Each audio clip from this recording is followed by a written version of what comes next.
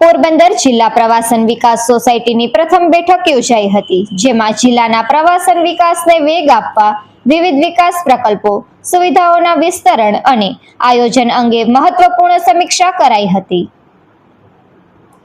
Porbandar collector કચેરી ખાતે one અને પર્યાવરણ મંત્રી અર્જુનભાઈ મોઢવાડિયાની ઉપસ્થિતિમાં જિલ્લા પ્રવાસન વિકાસ સોસાયટીની પ્રથમ બેઠક યોજાઈ હતી. બેઠકમાં જિલ્લાના પ્રવાસન ક્ષેત્રના સર્વાંગી વિકાસ માટે હાથ ધરાનારા વિવિધ પ્રકલ્પો, પ્રવાસન સ્થળોએ સુવિધાઓનું વિસ્તરણ, આધારભૂત માળખાના વિકાસ તથા ભવિષ્યની કાર્ય યોજનાની વિસ્તૃત સમીક્ષા કરવામાં આવી હતી.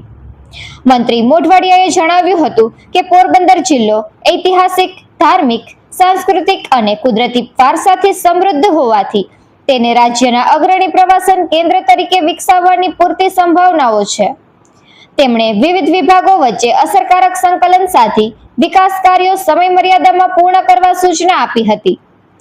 મંત્રીએ માધવપુર બીચ ખાતે પાર્કિંગ સહિતની આવશ્યક સુવિધાઓ વિકસાવવા તેમજ વિંધ્યાવાસીની માતાજી મંદિર સહિતના મંદિરોની જગ્યામાં પ્રવાસન ડેવલપમેન્ટના વિકાસ કાર્યને પ્રાથમિકતા આપવા સંબંધિત અધિકારીઓને સૂચના આપી હતી અને પોરાઈ માતાજી મંદિર અને સુદામા મંદિર ડેવલપમેન્ટ પ્લાન અને જિલ્લામાં પ્રવાસન વિકાસને વધુ વેગ મળે તે માટે વિકાસ કાર્યોના આયોજન માટે જરૂરી માર્ગદર્શન આપ્યું હતું.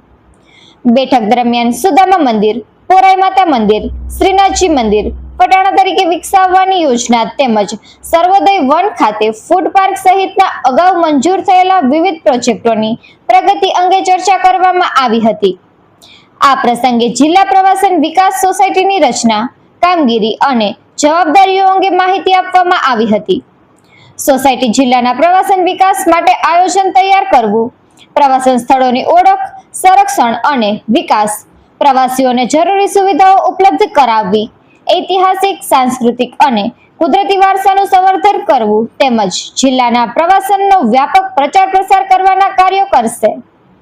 સાથે જ રાજ્ય સરકાર અને ગુજરાત પ્રવાસન નિગમ સાથે સંકલન દ્વારા પ્રવાસન યોજનાઓનો અસરકારક અમલ, ખાનગી ક્ષેત્ર અને સ્થાનિક સંસ્થાઓની ભાગીદારી વધારવા તેમજ પ્રવાસનને રોજગાર સર્જન અને જિલ્લાના આર્થિક વિકાસના સશક્ત માધ્યમ તરીકે વિકસાવવાના ઉદ્દેશ્ય અંગે પણ બેઠકમાં ચર્ચા કરવામાં આવી હતી. બેઠકમાં મેયર સાગર મોદી, જિલ્લા પંચાયત પ્રમુખ શીતલબેન ઓળેદરા, કલેક્ટર એસ.ડી. ધાનાણી, જિલ્લા પોલીસ વડા ભગીરથસિંહ જાડેજા સહિત વિવિધ વિભાગોના અધિકારીઓ તથા જિલ્લા પ્રવાસન વિકાસ સોસાયટીના સભ્યો ઉપસ્થિત રહ્યા હતા. નિપુલ પોપટ, પોરબંદર ટાઈમ્સ.